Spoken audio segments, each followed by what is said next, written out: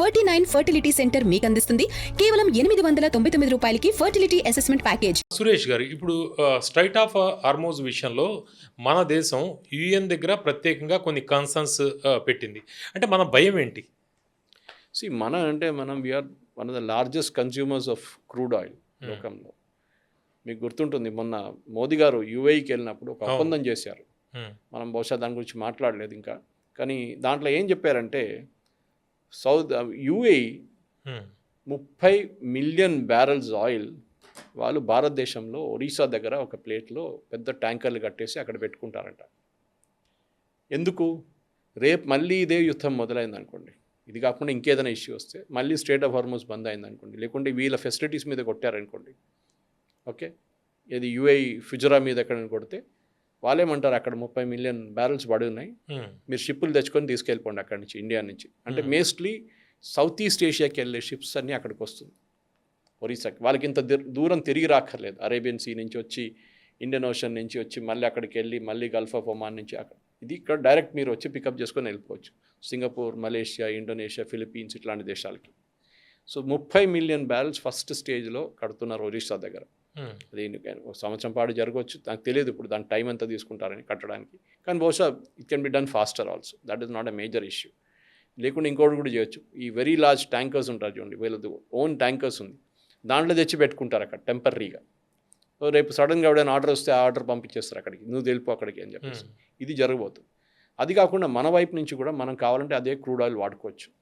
అది కూడా వాళ్ళు అష్యూరెన్స్ ఇచ్చారు. మనకి రెంట్ ఇస్తారు, UAE pays rent and maintenance. అంటే ఇది ఎవరో మెయింటైన్ చేయాలి కదా. సో ఐఓసిఎల్ లాంటిదో హెచ్పిసిఎల్ లాంటి వాళ్ళు మెయింటైన్ చేస్తారు.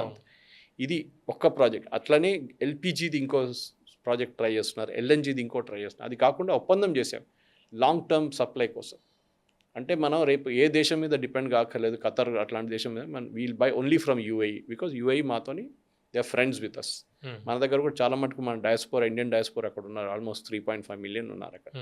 అట్లాంటి పరిస్థితుల్లో డెఫినెట్గా మనం యుఏఈ చాలా క్లోజ్ అయిపోయి. ఇన్ఫాక్ట్ మీకు గుర్తుంటుంది, మనకు న్యూస్ కూడా వచ్చింది, పాకిస్తానీ వాళ్ళని చాలామందిని పంపించేస్తున్నారు యుఏఈ నుంచి అని.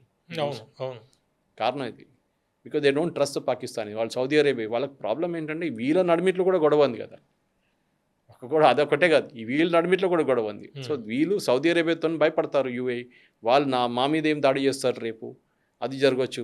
పాకిస్తానీ వాళ్ళని వాడుకుంటారు, పాకిస్తాన్ ఆర్మీ అక్కడ ఉంది, పాకిస్తాన్ ఎయిర్ ఫోర్స్ అక్కడ కూర్చుంది సౌదీ అరేబియాలో, మాకు కూడా ఏమైనా కావాలి కదా అని చెప్పి భారతదేశంతో డిఫెన్స్ అగ్రిమెంట్ చేశారు.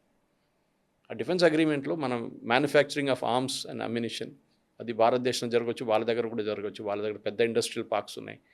బట్ మోస్ట్ ఇంపార్టెంట్ నేను అనుకుంటాను, మన వైపు నుంచి కొంచెం ఎయిర్ ఫోర్స్ హెల్ప్ వాళ్ళకి అక్కడ తీసుకొచ్చి పెట్టేస్తాం మనం. అది కాకుండా కొన్ని యాంటీ మిసైల్ వాళ్ళ దగ్గర అదంతా లేదు ఎక్కువ, యాంటీ మిసైల్ బ్యాటరీస్ పెట్టుకుంటాం అక్కడ, యాంటీ ఎయిర్క్రాఫ్ట్ బ్యాటరీస్ పెట్టుకుంటాం. రేపు ఏమైనా వాళ్ళ మీద దాడి జరిగితే యుఏఈని మనం కాపాడుకో, బికాజ్ వాళ్ళు యాక్టివ్ మిలిటరీ కాదు, వాళ్ళు యుద్ధాలు చూడలేదు.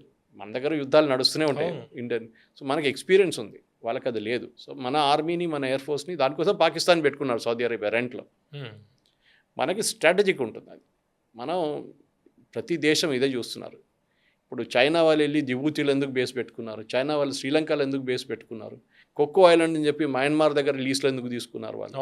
ఇదంతా అన్ని ప్రతి దేశం ఇంక్లూడింగ్ భారత్ మనం చూస్తే మన ఇన్ఫ్లుయెన్స్, మన కంట్రీ నుంచి బయట మనం ఎంత ఇన్ఫ్లుయెన్స్ చేసుకోవచ్చు. Strategy it's very very important. Okay, ఇప్పుడు యుఎస్ మన షిప్పుల మీద, ఇండియన్ షిప్స్ మీద దాడులు జరిగితే మన వైఖరి ఏ విధంగా ఉండే అవకాశం ఉంది? ఇప్పుడైతే దాడి జరగదు. ఇప్పుడున్న పరిస్థితుల్లో షిప్స్ మూవ్ అవుతున్నాయి, కానీ చాలా తక్కువ. అంటే కొన్ని పొరపాటున జరగచ్చు, లేకపోతే కావాలని చేసి ఉండొచ్చు, కొన్ని జరిగాయి కదా ఇప్పుడు. అది ఇప్పుడు ఆపరేషన్ ఫ్రీడమ్లో యుఎస్ అష్యూర్ చేస్తున్నారు సెక్యూరిటీ ఆఫ్ షిప్స్. అది కాకుండా 2 యూరోపియన్ కంట్రీస్ నుంచి, ఒకటి ఫ్రాన్స్ నుంచి, చార్ల్స్ డిగాల్ అని చెప్పి వాళ్ళ ఎయిర్క్రాఫ్ట్ క్యారియర్ ఒకటి వచ్చింది. అది కాకుండా యూకే నుంచి కూడా ఒక షిప్ వచ్చింది. ఈ 2 షిప్లు అక్కడ ఉన్నాయి, అదే రీజన్లో ఉన్నాయి. వాళ్ళు కూడా పాసిబిలీ దీంట్లో పార్టిసిపేట్ చేస్తారు. వాళ్ళు అంటే ఎస్కాట్ చేసి తీసుకెళ్ళడం. ముందు 1500 నుంచి 2000 షిప్స్ అక్కడ ఉన్నాయి, దాని ముందు బయట పంపించారు. 2 నెలల నుంచి పడుతున్నారు వాళ్ళు అక్కడ, నీళ్ళు లేకుండా, తిండి లేకుండా చస్తున్నారు సేలర్స్ అక్కడ. దాంట్లో వాళ్ళు ఎన్ని రోజులు ఉంటారు? So they have to get out from there immediately. అదంతా పంపించిన తర్వాత కొత్త షిప్లు రావడం మొదలు పెడతారు ఆయిల్ తీసుకెళ్ళడానికి అంతా. సో అది ఫస్ట్ స్టెప్. ఎందుకంటే ఒకసారి చేస్తే ఇంటర్నేషనల్ లెవెల్లో ఒక కాన్ఫిడెన్స్ వచ్చేస్తుంది. పవన్ గారు, రేటు పడిపోతుంది క్రూడ్ ఆయిల్లో, కానీ ఇంపాక్ట్ ఉంటుందా? ఉంటుంది. 6 నెలలు. ఎందుకంటే ప్రెసిడెంట్ ట్రంప్కి ఎలక్షన్ వస్తుంది. ఇరాన్లో ఎలక్షన్ ఇప్పుడు లేవు, వాళ్ళకి మిడ్ టర్మ్ లేదు. అక్కడ మిడ్ టర్మ్ వస్తుంది. ఈ మిడ్ టర్మ్లో ఆయన పాపులారిటీ రేటింగ్ 76కి వచ్చి పడిపోయింది. ఆలోచన 76% పడిపోయింది. డెఫినెట్గా ఓడిపోతారు రిపబ్లికన్స్ రేపు ఎలక్షన్ పెడితే. సో ఈ ఇంపాక్ట్ నవంబర్ డిసెంబర్ దాకా ఉంటే ట్రంప్కి ఇంకా డేంజరస్ సైన్ అనమాట. ఈ హర్మోజ్ క్రైసిస్ వల్ల ఎక్కువ నష్టం ఎవరికి? చైనాకా, యూరోప్కా, ఇండియాకా? ఇండియాకి చైనాకి నష్టం అని ఉంది. ఎందుకంటే యూరోప్కి చాలా మటుకు వాళ్ళ దగ్గర కొంచెం ఆయిల్ వాళ్ళ దగ్గర ఉంది, నార్త్ సీ ఆయిల్ ఉంది వాళ్ళకి, అలా అక్కడి నుంచి తీసుకుంటారు. అండ్ యూరోప్లో ఎక్కువ గ్యాస్ వాడతారు మోర్ దెన్ ఫ్యూయల్.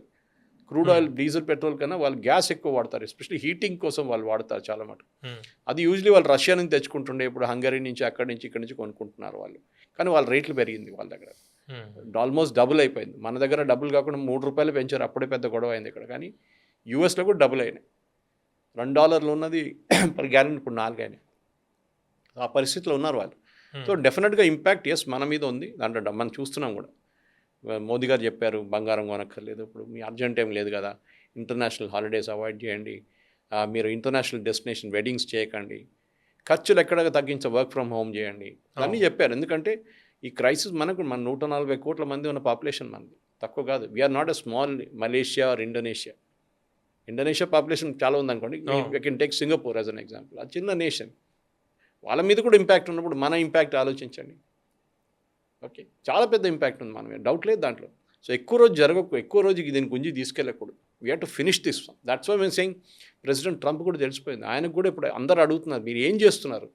మీరు అన్నారు ముందు చైనాకి వెళ్ళి చైనాతో చేపిస్తున్నారు. చైనా అన్నాడు, మేము దీంట్లో వడం బాబు, మాకున్న ప్రాబ్లం మాకుంది, మేము దీంట్లోంచి వడం, మీరు చూసుకోండి, నీకు కావాలంటే అక్కడక్కడ సాయం చేస్తాం మేము, మాకు కూడా ఆయిల్ అక్కడి నుంచి తెచ్చుకుంటాం మేము.